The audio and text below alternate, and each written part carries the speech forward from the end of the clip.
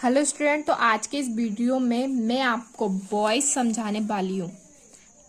आपको पता ही होगा कि आपका जो डूअर्स डायरेक्टेड है उसमें 1 या 2 नंबर के बॉयज आना कंपलसरी होता है। तो आज मैं आपको बॉयज इतने इजीली और शॉर्ट में समझाने वाली हूँ जिससे आपके 2 या 1 नंबर पूरे पक्के होने वाले हैं और इम्पोर्टेंट जो आपको पेपर में आने वाले हैं। तो मैं आज आपको बता दूँ कि बॉयज के लिए क्या होता है। पहला जो नियम होता है, हम क्या करते हैं, ऑब्जेक्ट जो दिया होता है हमें, जो सेंटेंस दिया है, पहले हम ऑब्जेक्ट को सब्जेक्ट में बदलते हैं। स्टूडेंट पहले क्या करते हैं, ऑब्जेक्ट को सब्जेक्ट में बदलते हैं। फिर हम हेल्पिंग वर्ब लगाते हैं। हमें यदि इज एम आर दी है तो हम इज के साथ विंग लगाते हैं। यदि हेल्पिंग वर्ब नहीं दी है तब हम इज एम आर लगाते हैं। और तीसरा हमारा नियम होता है स्टूडेंट, वर्ब का थर्ड फॉर्म। ये कंपलसरी होता है स्टूडेंट। वॉइस जब हम चेंज करते हैं तो वर्ब का थर्ड फॉर्म हमेशा ही बदला जाता है। और फिर तीसरा क्या होता है, बाय के बाद जो सब्जेक्ट दिया उसका संशोधित रूप लिखते हैं। जैसे ही का हिम, सी का हर, वी का अस, यू का यू और दे का दैम और इट का इट। तो मैं आपको एक सेंटेंस का वॉइस चेंज करके बताती हूँ जो आपको कल के पेपर में देखने को मिल सकता है। They are flying.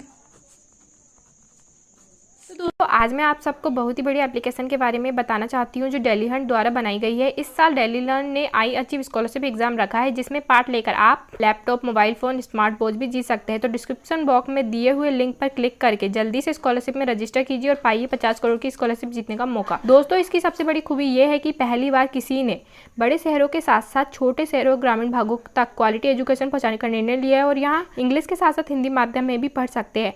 Daily learn जल्द ही अपना ऐप भी लाने वाला है जहां आपको live classes, study note, test series and quiz मिलेगी। तो आप वेट किसका कर रहे हैं, जाइए, लिंक डिस्क्रिप्शन में दे रखी है और इनाम जीतिए। काइट्स।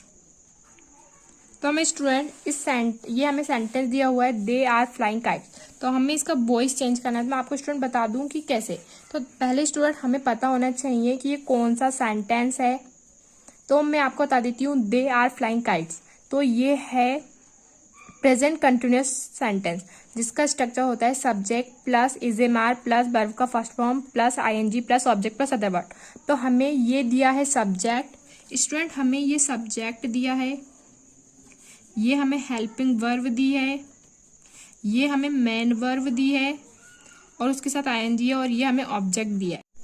तो स्टूडेंट जैसे कि मैंने आपको बताया कि दे सब्जेक्ट है, आर हेल्पिंग वर्ब है और फ्लाइंग ये एक वर्ब है और काइट्स है ऑब्जेक्ट। तो हमें वॉइस चेंज करने का एक बेसिक फॉर्मूला होता है, हमें ऑब्जेक्ट को सब्जेक्ट बनाना पड़ता है। तो यहाँ पे काइट्स है तो हम इसको ऑब्जेक्ट को सब्जेक्ट बनाएंगे। तो यहाँ पे हो जाएगा, पहले हम काइट से लिखेंगे क्योंकि हमेशा हम सब्जेक्ट को पहले लिखते हैं। तो काइट्स, यहाँ पे हम आर लिखेंगे क्योंकि काइट आने तो पतंग होता है लेकिन काइट्स आने तो पतंगे होता है ना, जो कि एक बहुवचन। मैं आपको बता दूं, इज का प्रयोग होता है एक वचन के लिए, एम का प्रयोग आई के लिए और आर का प्रयोग बहुवचन के लिए। तो काइट्स बहुत सारी पतंगे, इसलिए हम आर लिखेंगे। आपको पता होना चाहिए स्टूडेंट, पहले हमको सेंटेंस पहचानना आना चाहिए कि कौन सा सेंटेंस है। तो मैं बता दूं आपको, ये जो हमें सेंटेंस दिया हुआ है वो है इंडेफिनिट प्रेजेंट कंटिन्यूअस सेंटेंस दिया हुआ है हमें। तो हमें इसका वॉइस चेंज करना है। तो जब भी हमें प्रेजेंट कंटिन्यूअस में टेंस दिया हुआ होगा तब हम क्या करेंगे, बिंग लगाना जो होता है कंपलसरी हो जाता है। तो आ जाएगा काइट्स आर बिंग।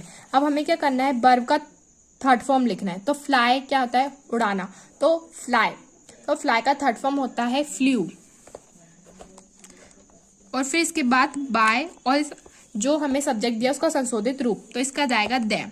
मैं आपको स्टूडेंट बता दूं फिर से, ही का होता है हिम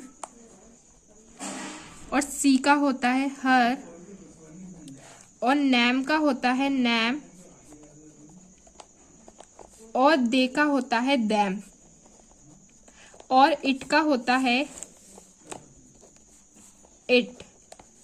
और वी का होता है अस, और यू का होता है यू। तो यहाँ पे हमने दे का दैम किया है, आपको बता दिया मैंने दे का दैम होता है। तो यहाँ पे दे आर फ्लाइंग काइट्स, तो दे आर फ्लाइंग काइट्स में हमने दे लिया है सब्जेक्ट, तो उसका संशोधित रूप हो जाएगा दैम। तो मैं स्टूडेंट आपको बता दूँ अब एक और एग्जाम्पल देके, ये आपके लिए इंपॉर्टेंट है क्योंकि ये पेपर में आया हुआ है। अब मैं आपको दूसरा एग्जाम्पल देती हूँ। Sita is singing a song. तो यहाँ पे Sita is singing a song, तो पहले हमें टेंस को पहचानना है कि ये कौन सा है। तो हमें यहाँ पे दिख रहा है ये प्रेजेंट कंटिन्यूअस टेंस है।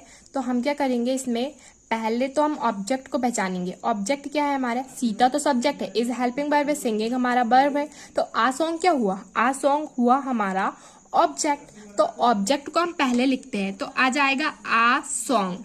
आ सॉन्ग इज आएगा यहाँ पे। स्टूडेंट मैंने आपको बताया है कि इज एक वचन के लिए यूज होता है, यहाँ पे आ सॉन्ग यानी कि एक गाना, एक गाना है तो एक गाने के लिए एक वचन यानी कि इसका प्रयोग होगा। और मैंने आपको बताया जब कंटिन्यूअस में हमें टेंस दिया हुआ है और हमें वॉइस चेंज करने को कहता है, तब हम क्या करते हैं, हेल्पिंग वर्ब के बाद बिंग लगा देते हैं। और ये कंपलसरी है स्टूडेंट, आपको इसे लगाना बिल्कुल भी नहीं भूलना वरना आपके नंबर कट जाएंगे। अब आ सॉन्ग इज बिंग। अब हमें बताया गया है सिंगिंग, तो सिंग, सिंग यानी गाना गाना। तो इसके 3 फॉर्म होते हैं, सिंग, सैंग और संग। तो हमेशा हमें तीसरा फॉर्म लिखना होता है। तो सिंग का थर्ड फॉर्म क्या होता है, संग होता है। तो आ song is being sung by. मैंने जैसे कि आपको बताया नेम का संशोधित रूप नेम होता है, तो बाय लगाना भी हमारा कंपलसरी है। अब सीता, तो बाय सीता इसका आ जाएगा राइट आंसर। अब मैं स्टूडेंट आपको एक और एग्जांपल देती हूँ जो कि आपके पेपर में आया हुआ है। तो मैं आपको एक और एग्जांपल दे देती हूँ। ही टैक्स नहीं, he took a taxi, he took a taxi. Student ये हमारा एक एग्जांपल, ही टुक अ टैक्सी, ये मोस्ट इंपॉर्टेंट है, ये हमेशा पेपर में पूछा गया है और अभी भी पूछा गया है। तो ही टुक अ टैक्सी, तो हमें पहले सेंटेंस को पहचाना है कि ये कौन सा सेंटेंस है। तो हमें यहाँ पे दिख रहा है कि ये कौन सा सेंटेंस है, तो ये सेंटेंस है पास्ट इंडेफिनिट का। तो हमें पता होना चाहिए जब हमें हेल्पिंग वर्ब नहीं दी होती है तो आपको पता है हम उसके बाद वाले सेंटेंस की हेल्पिंग वर्ब लगा देते हैं। तो पहले हमें ऑब्जेक्ट को पहचानना है। ही टुक अ टैक्सी, तो ही सब्जेक्ट है, टुक वर्ब है, इसमें हेल्पिंग वर्ब नहीं दी हुई है। आ टैक्सी हमारा हो जाएगा सब्जेक्ट। तो आ टैक्सी। अब हमें पता है कि ये पास्ट इंडेफिनिट है, तो उसके बाद वाला जो टेंस है उसकी हमें यहाँ पे हेल्पिंग वर्ब लगने वाली है। तो स्टूडेंट आपको पता होना चाहिए पास्ट इंडेफिनिट के बाद आता है पास्ट कंटिन्यूअस, जिसका स्ट्रक्चर होता है subject plus was verb plus verb का third form plus ING plus object plus other verb. तो उसकी जो हेल्पिंग वर्ब है वॉज वर्ब। तो यहाँ पे मैं स्टूडेंट क्या लगाऊंगी, वॉज लगाऊंगी, वॉज। अब यहाँ पे टुक का जो पहला जो फॉर्म है टैग, और टैग आने होता है लेना। तो टैग के 3 फॉर्म होते हैं, टैग, टुक और टेकन। तो हमें हमेशा बॉयज जब चेंज करते हैं तो हमेशा हमें थर्ड फॉर्म लगाना होता है। तो a taxi was taken by him. अब मैं स्टूडेंट आपको एक और एग्जांपल देने वाली हूँ जो आपको पेपर में कल देखने को मिलेगा।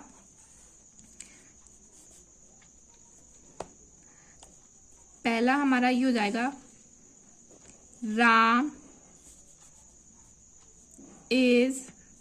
Ram goes to school. तो स्टूडेंट हमें पहला जो सेंटेंस दिया हुआ है हमें पहले उसमें पहचानने की ऑब्जेक्ट क्या है। तो राम सब्जेक्ट है, गोज हमारी वर्ब है, टू स्कूल। तो यहाँ पे जो स्कूल है हमारा वो हो जाएगा हमारा ऑब्जेक्ट। तो स्कूल, अब आपको पता है जब राम गोज टू स्कूल यानी राम स्कूल जाता है, ये हमारा बन रहा है प्रेजेंट इंडेफिनिट। तो राम गोज टू स्कूल, तो Ram goes to school, Ram school जाता है। तो स्कूल, अब वो एक ही स्कूल जाएगा, अब एक साथ 2 2 3 3 4 स्कूल तो जा नहीं सकता। तो यहाँ पे हमें हेल्पिंग वर्ब नहीं दी है, तो इसके बाद वाला जो प्रेजेंट कंटिन्यूअस है उसकी हेल्पिंग वर्ब यहाँ पे हम लगाएंगे। तो स्कूल एक ही होता है, इसलिए जाएगा स्कूल इज। अब गो का तीसरा फॉर्म क्या होता है, तो स्टूडेंट गो का तीसरा फॉर्म होता है वेंट। सॉरी, गो का तीसरा फॉर्म होता है गॉन। तो यहाँ पे हम गॉन कर देंगे। School is gone by Ram. तो स्टूडेंट आपको सारे के सारे बॉयज समझ में आ गए होंगे। तो प्लीज मेरे चैनल को सब्सक्राइब, लाइक और शेयर करना ना भूलें। यदि आपको किसी और टॉपिक में कठिनाई जा रही है तो आप मुझे कमेंट करके बता सकते हैं। मैं आपको शॉर्ट में उसको भी समझा दूंगी उस टॉपिक को, जिससे आपके पेपर में यदि आए तो आपको क्लियरली समझ में आ जाए और जिससे आप करके आ जाए। Thank you for watching.